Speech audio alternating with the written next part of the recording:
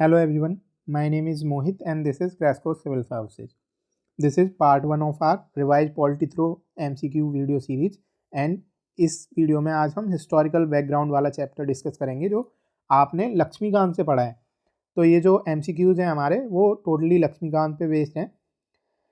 Historical background Indian polity का शुरू होता है 1773 के रेगुलेटिंग एक्ट से, जो कि वॉरेन हेस्टिंग के टाइम पे आया था।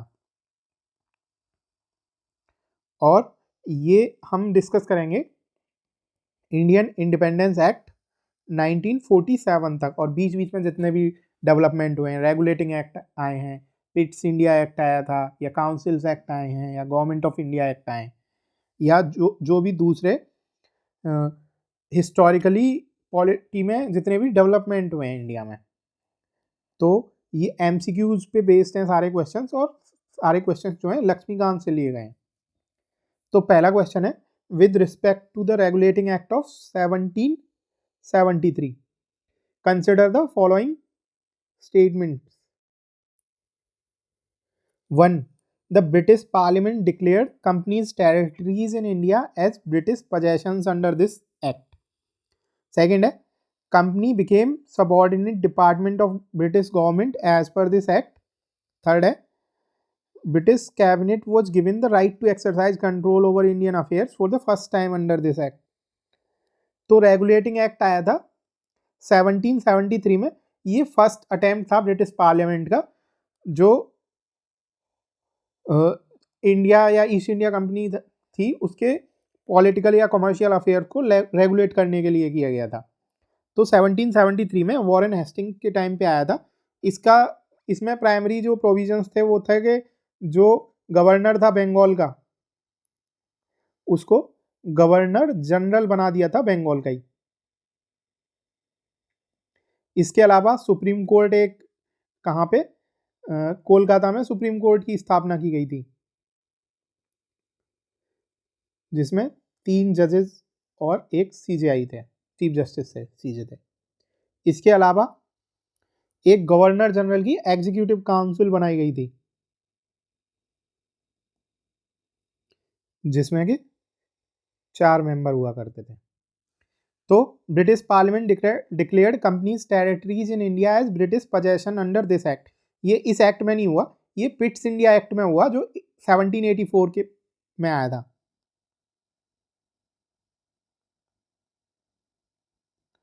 सेवनटीन 1884 के पिट्स इंडिया एक्ट में जो कंपनी की टेरिटरी थी इंडिया में वो ब्रिटिश पोजेशन यानी क्राउन के अंडर में आ गई थी। पिट्स कौन था? विलियम पिट उस टाइम पे 1784 में ब्रिटेन का प्राइम मिनिस्टर था। इसके नाम पे पिट्स इंडिया एक्ट पड़ता है। इसके अलावा पिट्स इंडिया एक्ट में जो गवर्नर जनरल बंगाल का था, उसकी एग्जीक्यूटिव काउंसिल थी, उसके मेंबर्स 4 से घटा के 3 कर दिए थे। सेकेंड है, company became subordinate department of British government as per this act. 1773 में या इवन 1773 के बाद भी जो EIC थी, ईस्ट इंडिया कंपनी थी, वो एक सेमी ऑटोनोमस बॉडी थी, खुद की थोड़ी बहुत ऑटोनॉमी थी। लेकिन पिट्स इंडिया एक्ट 1784 वाले में ये एक सबऑर्डिनेट डिपार्टमेंट बन गई थी ब्रिटिश गवर्नमेंट की। तो ये दोनों ही गलत हो जाएंगे। थर्ड स्टेटमेंट है, British cabinet was given right to exercise control over Indian affairs for the first time under this act. ये सही होगा। पहला अटेम्प्ट था जो EIC के अफेयर्स को रेगुलेट करने का, या इंडिया के साथ जो भी कमर्शियल या पॉलिटिकल अफेयर्स थे ईस्ट इंडिया कंपनी के, उनको रेगुलेट करने का, और ब्रिटिश कैबिनेट को ये कंट्रोल दे दिया गया था थोड़ा बहुत इंडियन अफेयर्स को कंट्रोल करने का। तो आंसर होगा D, 3 ओनली। सेकंड है, consider the following statements with respect to Cornwallis code laid down for the judiciary during the company rule. Cornwallis कौन था? गवर्नर जनरल था बंगाल का, सेकंड गवर्नर जनरल। 1786 में ये गवर्नर बनता है, गवर्नर जनरल बंगाल का, और 1793 तक गवर्नर जनरल रहता है। इसको बहुत सारे जैसे कि जो परमानेंट सेटलमेंट आया वो कॉर्नवालिस के टाइम पे आया। इसके अलावा जो कॉर्नवालिस कोड, जो बहुत सारे जस्टिस या जुडिशरी से रिलेटेड रिफॉर्म्स लाया था कॉर्नवालिस कोड में, तो लॉर्ड कॉर्नवालिस के टाइम पे हुए थे। तो उसमें हुआ क्या था ये देखते हैं। फर्स्ट है principle of sovereignty of law was established in British India, ये सही है। पहले क्या होता था, सॉवरेनिटी ऑफ लॉ नहीं थी, जो भी रूलर हुआ करते थे उनकी सॉवरेनिटी चलती थी। सेकंड है there was separation of revenue and justice administration, ये भी पहली बार हुआ था। इससे पहले जो मैजिस्ट्रेट हुआ करते थे वो रेवेन्यू और जस्टिस दोनों को देखा करते थे। तो कॉर्नवालिस कोड में रेवेन्यू ऑफ जस्टिस के लिए मैजिस्ट्रियल पावर और कलेक्टर की पावर, मैजिस्ट्रियल पावर तो जस्टिस डिपार्टमेंट से जो आता था और कलेक्टर की पावर डिस्ट्रिक्ट कलेक्टर को मिल गई थी। तो ये दोनों अलग अलग कर दिए थे। थर्ड स्टेटमेंट है the government officials were answerable to the civil court for their action in official duty. तो एक टॉर्टियस लाइबिलिटी का कॉन्सेप्ट इंट्रोड्यूस किया था।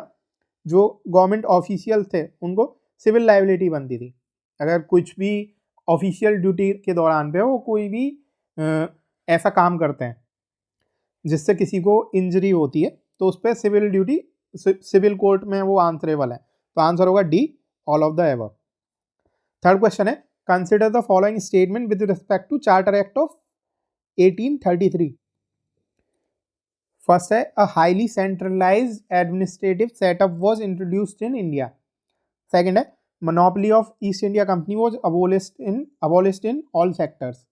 Third है a law member was introduced as a full member of the Governor General's Executive Council. Fourth है Europeans could buy and possess land and property in India as per the provisions of this act. तो charter act 1833 का आया, उसमें क्या था, जो governor general था बंगाल का उसको गवर्नर जनरल बना दिया इंडिया का।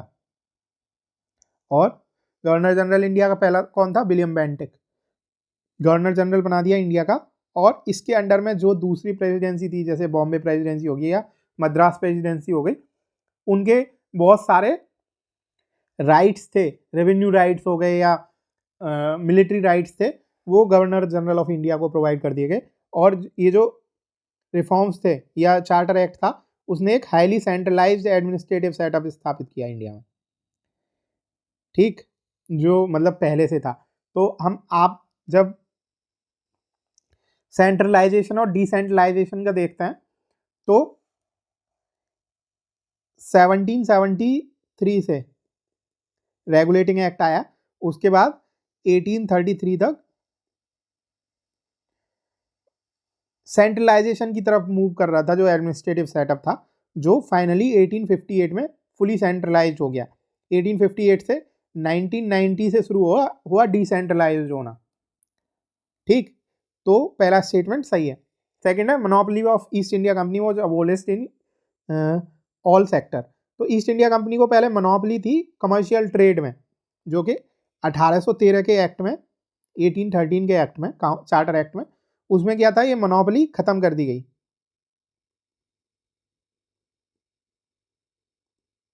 लेकिन ट्रेड इन टी, यानी कि चाय की जो जितनी भी ट्रेड होती थी प्लस ट्रेड विद चाइना, तो ट्रेड इन टी और ट्रेड इन चाइना में जो ईस्ट इंडिया कंपनी की थी वो अभी भी मोनोपोली थी 1813 के एक्ट के बाद भी, जिसको बाद में 1833 के एक्ट में ख़त्म कर दिया गया। तो ये भी सही है, दोनों सही है। मोनोपोली जो ईस्ट इंडिया कंपनी की थी कॉमर्स में या ट्रेड में ऑल सेक्टर्स में अबोलिश कर दी गई। 1813 वाले में टी और चाइना के साथ जो ट्रेड थी उसको छोड़ के बाकी सारा हटा दी गई थी और 1833 में सारा हटा दिया गया। थर्ड है a law member was introduced, ये सही है। एज अ फुल मेंबर नहीं था, एड हॉक मेंबर के तौर पे एक लॉ मेंबर इंट्रोड्यूस किया था गवर्नर जनरल की एग्जीक्यूटिव काउंसिल में। तो ये गलत हो जाएगा क्योंकि वो फुल मेंबर नहीं था, जो 1853 में फुल मेंबर बनता है। जो लॉ मेंबर था वो 1853 में फुल मेंबर बनता है। जो लॉ मेंबर इंट्रोड्यूस किया गया था वो फुल नहीं था, वो टेम्परेरी या प्रोफेशनल एडवाइस लेने के लिए कोई भी लॉ मेंबर को जोड़ सकता था time to time governor general. Fourth है Europeans could buy and possess land and property in India as per the provisions of this act, ये सही है। यूरोपियन जो है वो प्रॉपर्टी खरीद सकते थे, इससे पहले प्रोहिबिशन था। तो आंसर हो जाएगा 1, 2 एंड 4। नेक्स्ट क्वेश्चन है, which of the following statement is are correct with respect to police system in India. First है, Lord Cornwallis modernize the old Indian system of thanas under a daroga. Second है, Lord William Bentinck had declared that the collector magistrate would head the police force in his her jurisdiction। तो Lord Cornwallis का कब से कब तक था कार्यकाल? 1786 से 93 तक। बहुत सारे रिफॉर्म इंट्रोड्यूस किए, जैसे कि कोवेनेंटेड सिविल सर्विसेज जो बाद में इंडियन सिविल सर्विसेज बनती है वो इंट्रोड्यूस किया। उसके बाद जो है एक कॉर्नवालिस कोड आया जो अभी हम डिस्कस कर चुके हैं। उसके बाद पुलिस रिफॉर्म्स थे कुछ, जैसे कि पहले क्या होता था, जमींदार जो हुआ करते थे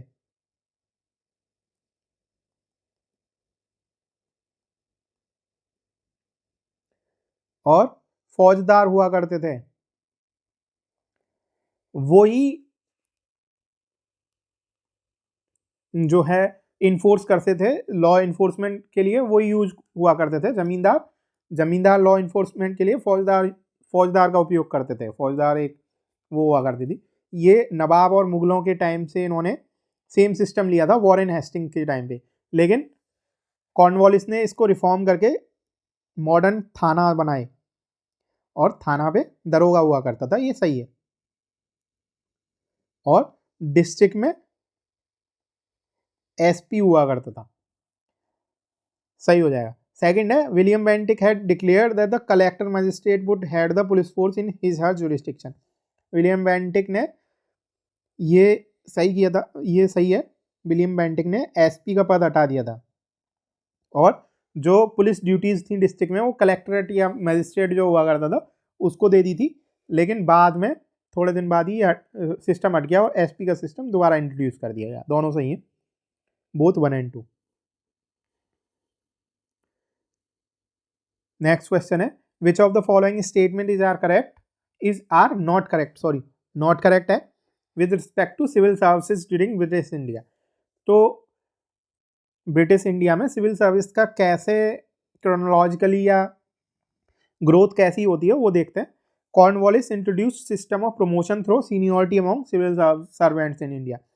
इससे पहले ईआईसी के सिविल सर्वेंट्स होते थे, उनका क्या था, उनको बोर्ड ऑफ डायरेक्टर जो हुआ करते थे ईआईसी के, वो भेज देते थे ब्रिटेन से, जिसको भी मतलब अपने हिसाब से, कोई मेरिट का कोई भी सिस्टम नहीं था। लेकिन कॉर्नवालिस ने उसको रिफॉर्म करके क्या किया, एक तो मेरिट इंट्रोड्यूस की और प्रमोशंस में भी सीनियरिटी इंट्रोड्यूस की और नेपोटिज्म को बहुत तरीके से कम करने की कोशिश की।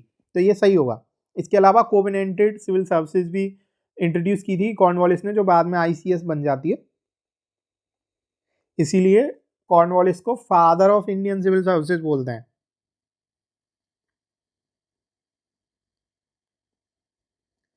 सेकंड है, Wellesley established the East India College at Salisbury in England to impart 2 years training to the recruit of civil services।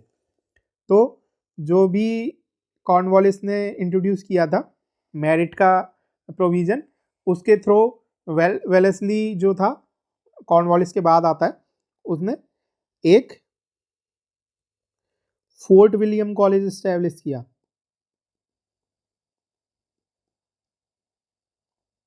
कहाँ पे? कलकत्ता में 1800 में एक फोर्ट विलियम कॉलेज स्थापित किया। तो ये गलत हो जाएगा। ईस्ट इंडिया कॉलेज कहाँ? हेलीबेरी में 1806 में कोर्ट ऑफ डायरेक्टर्स ने इंट्रोड्यूस किया था, जो इंग्लैंड में हुआ करता था, जहाँ पे सिविल सर्विस रिक्रूट जो थे उनकी 2 साल की ट्रेनिंग हुआ करती थी। तो ये गलत है। East India college court of directors ने 1806 में इंट्रोड्यूस किया था और वेलेस्ली ने फोर्ट विलियम कॉलेज इंट्रोड्यूस किया था 1800 में। थर्ड स्टेटमेंट है, the charter act of 1853 introduce that recruitment would be done through an open competition in India. ये भी सही है। और 1853 के एक्ट में ही पहली बार था कि कोई भी British subject including Indians can compete for the ICS. Indian civil services के लिए इंडियंस भी compete कर सकते थे। ये पहली बार हुआ था 1853 के एक्ट में। और 1863 में, यानी कि 1863 में सबसे पहले कौन बने थे ICS इंडिया के? वो थे सत्येंद्र नाथ टैगोर।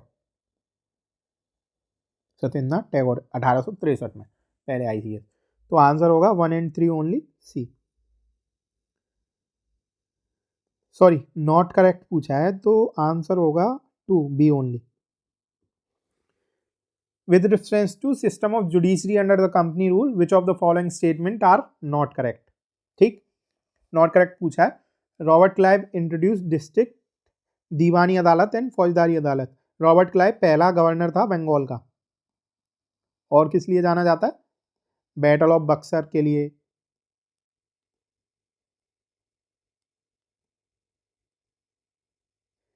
ट्रीटी ऑफ इलाहाबाद के लिए, डुअल गवर्नमेंट के लिए, जिसमें दीवानी और निजामत को अलग अलग कर दिया गया था बंगाल की। तो रॉबर्ट क्लाइव पहला गवर्नर था बंगाल का, लेकिन इसने डिस्ट्रिक्ट दीवानी अदालत और फौजदारी अदालत इंट्रोड्यूस नहीं की थी। दीवानी अदालत और फौजदारी अदालत वॉरेन हेस्टिंग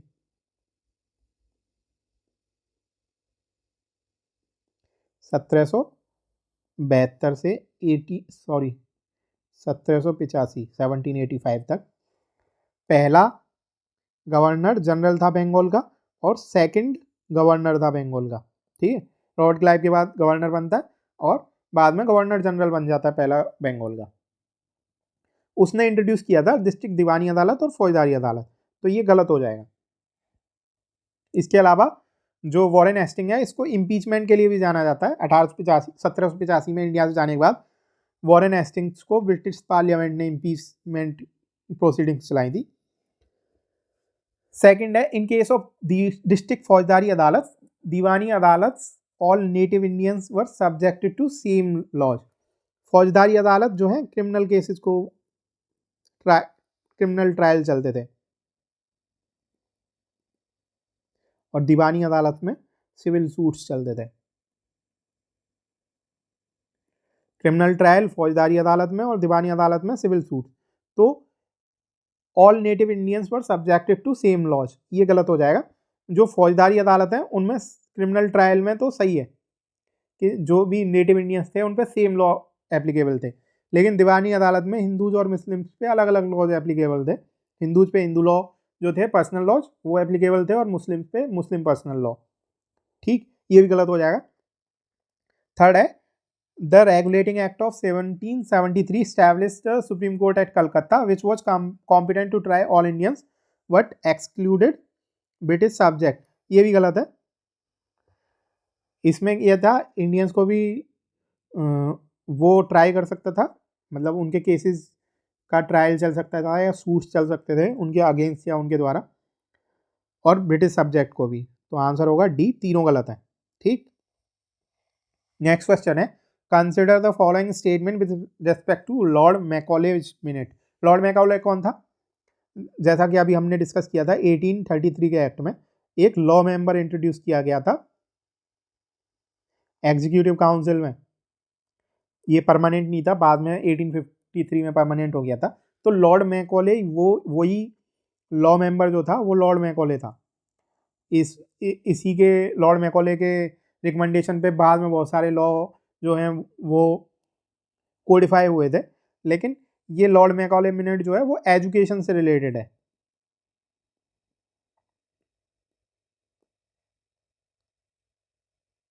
ठीक, इसके बाद हम इसके स्टेटमेंट देखेंगे। 1835 में आया था। It decided that the government will devote funds to the teaching of Western science and literature through the medium of English alone। तो ये सही है, इंग्लिश अलोन।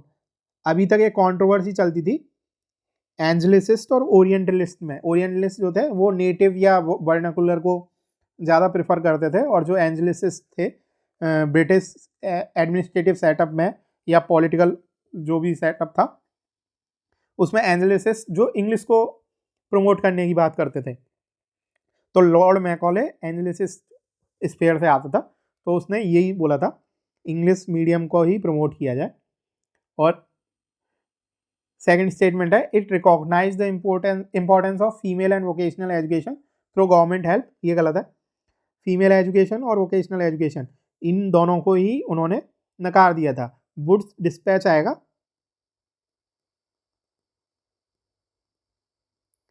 1854 का, लॉर्ड डलहौजी के टाइम पे आता है, उसमें फीमेल एजुकेशन और वोकेशनल एजुकेशन और टीचर ट्रेनिंग की बात की जाती है।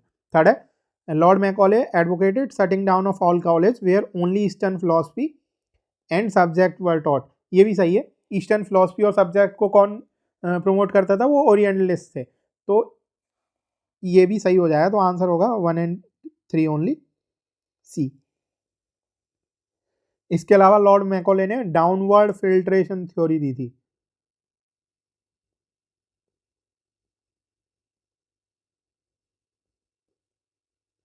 इसमें क्या है, इसमें ये था कि आप एक इंडियंस के एक ग्रुप को इंग्लिश में एजुकेट करोगे तो वो बहुत सारे को बाद में जाके सेम चीज़ बहुत सारे जो नेटिव पॉपुलेशन है उनको इफेक्ट करेगी। नेक्स्ट है consider the following statements with respect to decentralization of administration under British rule.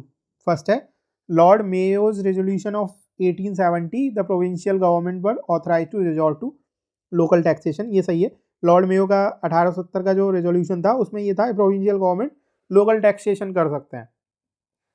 Decentralisation जो 1858 का एक्ट था उसमें एक हाईली सेंट्रलाइज सेटअप प्रोवाइड किया गया था इंडिया में। लॉर्ड मैकॉले का मेयो का रेजोल्यूशन जो था 1870 का, उसमें जो लोकल गवर्नमेंट थी, लोकल नहीं प्रोविंशियल गवर्नमेंट थी, उनको लोकल टैक्सेशन के लिए छूट दे दी गई थी। बजट में थोड़ा सा अगर कुछ हो रहा है, कम पैसे वो पड़ रहे हैं रेवेन्यू, तो उसको गैप फिल करने के लिए। सेकंड है Lytton divided all source of revenue into 3 groups, general, provincial and concurrent. Lord Lytton जो है ये गलत है, ये रिपन का रेजोल्यूशन था 1882 का। उसमें जो भी रेवेन्यू की स्ट्रीम्स थी उनको जनरल, प्रोविंशियल और कंकरेंट में डिवाइड कर दिया गया था। जनरल जो थी वो सेंट्रल गवर्नमेंट को जाती थी, उसके बाद प्रोविंशियल के लिए प्रोविंशियल और कंकरेंट से दोनों को रेवेन्यू जाता था, वो बढ़ जाता था दोनों। ये गलत हो जाएगा। तीसरा Ripon's resolution of 1882 interested local bodies with powers of taxation and definite source of revenue. ये सही है, इसीलिए लॉर्ड रिपन को फादर ऑफ लोकल गवर्नमेंट बोला जाता है। लॉर्ड रिपन इसका जो कार्यकाल है वो इल्बर्ट बिल कंट्रोवर्सी के लिए भी जाना जाता है। नेक्स्ट है consider the following statement with respect to constitutional development in British India. First, the government of India act 1915 was enacted to consolidate all the preceding government of India acts. तो government of India act लेके आई थी जो British parliament के act थे ये। इनमें सबसे फेमस है 1909 जिसको मॉर्लिमेंटो रिफॉर्म भी बोलते हैं, 1919 जिसको मॉन्टेग्यू चेम्सफोर्ड रिफॉर्म बोलते हैं, और 1935 जो कि 3 RTC जो हुई थी, राउंड टेबल कॉन्फ्रेंस हुई थी, उनमें जितना भी डिस्कशन और डिबेट हुई थी उन पे बेस्ड था 1935 का एक्ट। इसके अलावा जो साइमन कमीशन की रिपोर्ट था उस पे बेस्ड था। इसके अलावा 1915 में एक गवर्नमेंट ऑफ इंडिया एक्ट आया था, उसने पिछले वाले जितने भी एक्ट्स थे जो कॉन्स्टिट्यूशनल मशीनरी को इंडिया में डिफाइन करते थे उसको कंसोलिडेट करने के लिए आया था, तो ये सही है। सेकंड है government of India act 1919 divided the subject of administration into 2 categories, central and provincial. तो ये सही है। जो 1919 का एक्ट था जिसको मॉन्टेग्यू चेम्सफोर्ड रिफॉर्म बोलते हैं, मॉन्टेग्यू उस टाइम पे जो secretary of state for India था और चेम्सफोर्ड इंडिया का वाइस रॉय था। सेंट्रल और प्रोविंशियल सब्जेक्ट में डिवाइड कर दिया था। प्रोविंशियल सब्जेक्ट को फर्दर रिजर्व्ड और ट्रांसफर्ड सब्जेक्ट में डिवाइड कर दिया गया था। इसी सिस्टम को डायरकी बोलते हैं, रिजर्व्ड और ट्रांसफर्ड सब्जेक्ट। तो 1919 के एक्ट में प्रोविंशियल लेवल पे डायरकी आई और 1935 में सेंट्रल लेवल पे डायरकी आई थी, तो ये सही हो जाएगा। थर्ड स्टेटमेंट है the power to decide about the categorization of subject into provincial and central domain was with the courts as per the government of India act of 1935। 1919। तो 1919 के एक्ट में हमें ये तो पता है कि सेंट्रल और प्रोविंशियल जो सब्जेक्ट्स में एग्जीक्यूटिव या लेजिस्लेटिव पावर्स थी वो डिवाइड हुई, जैसे कि आज की डेट में हमारा 7 शेड्यूल है, इसी तरह से डिवाइड हुई थी। लेकिन जो पावर थी वो गवर्नर जनरल यानी कि वाइसरॉय ऑफ इंडिया को थी, तो ये गलत हो जाएगा, कोर्ट को नहीं थी। तो आंसर होगा 1 एंड 2, सही पूछा है ना, 1 एंड 2। नेक्स्ट है, which of the following with respect to the government of India act of 1858 is not correct. इसमें नॉट करेक्ट पूछा है 1858 के बारे में। 1858 का एक्ट जो फर्स्ट वॉर ऑफ इंडिपेंडेंस है या सिपाही म्यूटनी थी उसके बाद आया, और हाईली सेंट्रलाइज्ड एक वो प्रोवाइड किया था सेटअप, एडमिनिस्ट्रेटिव सेटअप। तो इसमें देखते हैं कौन सा करेक्ट नहीं है। The power of British crown were exercise by the secretary of state for India. एक 1858 के एक्ट में एक secretary of state of India का पद क्रिएट किया गया था, जिसमें ये जो था secretary of state British cabinet का मेंबर हुआ करता था, यानी कि ब्रिटिश पार्लियामेंट, ब्रिटिश गवर्नमेंट का मिनिस्टर हुआ करता था, कैबिनेट का मेंबर हुआ करता था। और इसके अलावा इसको एक 15 मेंबर काउंसिल ऑफ इंडिया भी क्रिएट की थी।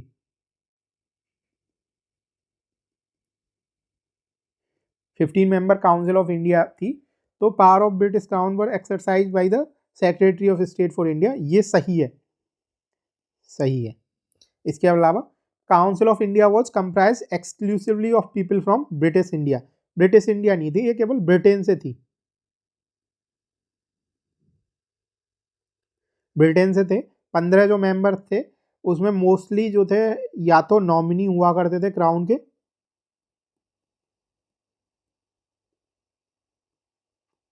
प्लस जो रिप्रेजेंटेटिव्स हुआ करते थे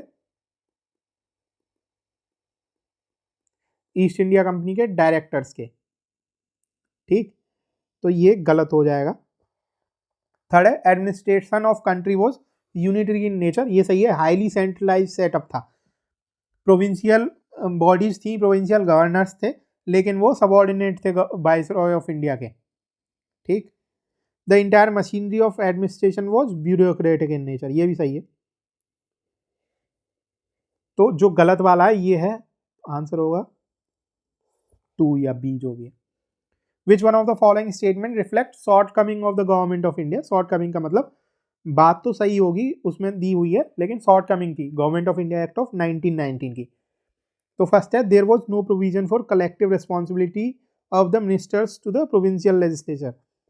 कलेक्टिव रिस्पॉन्सिबिलिटी का मतलब है जैसे पार्लियामेंट्री सिस्टम में एग्जीक्यूटिव लेजिस्लेटिव से रिस्पॉन्सिबल होती है, इंडिया में जो गवर्नमेंट है या हमारी काउंसिल ऑफ मिनिस्टर है वो रिस्पॉन्सिबल है to the Lok Sabha, lower house of the parliament. ऐसा कोई भी कलेक्टिव रिस्पॉन्सिबिलिटी का प्रोविजन नहीं था। इससे क्या हुआ, जो प्रोविंशियल गवर्नमेंट थी या प्रोविंशियल लेजिस्लेटिव बॉडीज थी वो कंट्रोल नहीं कर, उनका कोई मतलब ज़्यादा असर नहीं पड़ा गवर्नमेंट के जो भी डिसीजन मेकिंग पे। तो यही होगा सही, शॉर्ट कमिंग यही थी। उसके अलावा हम तीनों इसको देखते हैं स्टेटमेंट्स को। The members of the Indian civil services were responsible to the ministers, ये गलत है। मेंबर्स जो है कौन किसको रिस्पॉन्सिबल थे, उनको secretary of state for India वो अपॉइंट करता था। जैसे आज जो है आईएएस या आईपीएस है उनको प्रेसिडेंट अपॉइंट करते हैं और वो प्रेसिडेंट के प्लेजर पे काम करते हैं। इसी तरह से secretary of state for India appoint करता था और उसी के लिए रिस्पॉन्सिबल थे, मिनिस्टर्स का कंट्रोल नहीं था। उसके बाद है dyarchy was introduce at the central level, ये प्रोविंशियल लेवल पे इंट्रोड्यूस की गई थी, सेंट्रल पे नहीं, अभी हम डिस्कस कर चुके हैं। DA secretary of state for India was paid by the Indian exchequer, ये भी गलत है। 1858 से 1990 तक जो secretary of state for India है वो इंडियन एक्सचेकर से, यानी कि भारत के राजस्व जो इंडिया से रेवेन्यू आता था जो इंडिया में लगना चाहिए उससे उनको पे किया जाता था, उनके पूरे ऑफिस को पे किया जाता था। जो 15 मेंबर काउंसिल ऑफ इंडिया थी उसको भी पे किया जाता था, लेकिन 1919 के एक्ट में ये हटा के ब्रिटिश गवर्नमेंट पे करेगी। नेक्स्ट क्वेश्चन है, under the council act of 1909, जिसको मॉर्लेमेंटो रिफॉर्म बोलते हैं, women were given rights to vote for the first time in British India. इसको हम देखेंगे बाद में। Government of India act of 1919, जिसको मॉन्टेग्यू चेम्सफोर्ड रिफॉर्म बोलते हैं, gave right to contest in election to women in India. इसके बाद थर्ड है, separate electorate to women was provided by government of India act of 1935। तो जो council act of 1909 यानी कि 1909 का जो काउंसिल एक्ट है, Morley Minto reform, women were given right to vote for the first time in British India, ये गलत है। 1919 में एक लिमिटेड फ्रेंचाइज यानी कि बहुत सारी जो कंडीशन पूरी करती थी जो वीमेंस थी इंडिया की, उनको वोटिंग राइट दिया गया 1919 के एक्ट में। दूसरा है government of India act of 1919 give right to contest in election, ये भी गलत है, ये 1935 के एक्ट में आया चुनाव लड़ने का प्रोविजन। थर्ड है, separate electorate to women were provided by government of India act of 1935, ये सही है। जब सेपरेट इलेक्टोरेट या कम्युनल इलेक्टोरेट की बात होती है तो 1909 में इंट्रोड्यूस किया गया, जिसमें मुस्लिम्स को प्रोवाइड किया गया। उसके बाद 1919 में ये सिख्स को दिया गया और 1935 में डिप्रेस्ड क्लासेस, उसके बाद लेबर और विमेन, इनको सेपरेट इलेक्टोरेट दिया गया था। तो आंसर होगा, गलत पूछा है, नॉट करेक्ट, तो 1 and 2 ओनली। तो इसी के साथ हमारा ये पार्ट 1 खत्म हो जाता है, जिसमें हमने हिस्टोरिकल बैकग्राउंड को रिवाइज किया था, हमारे जितने भी लेजिस्लेटिव फ्रेमवर्क था ब्रिटिश इंडिया में उसका। इसके अलावा नेक्स्ट वीडियो में हम मेकिंग ऑफ द कॉन्स्टिट्यूशन, जो कॉन्स्टिट्यूंट असेंबली ने कॉन्स्टिट्यूंट को बनाया था जिस हिसाब से, उसको डिस्कस करेंगे, उसका रिवीजन करेंगे MCQs के थ्रू। आई होप कि आपको ये वीडियो अच्छा लगा होगा। Thank you for watching this video. Please like and share this video and subscribe to our channel. Thank you.